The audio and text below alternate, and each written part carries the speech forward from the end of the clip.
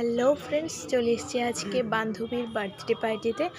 আর এখন বান্ধবী একটু ফটোশ্যুট করছে, দেন তারপরে কেক কাটা হবে, ডান্স করা হবে। আর এখানে আন্টি কেক নিয়ে এসছে, তো আগে আমরা একটু ডান্স করে বলি, তারপর কেকটা কাটা হবে। তো সেটা আমি তোমাদের সাথে ছোট্ট করে শেয়ার করলাম।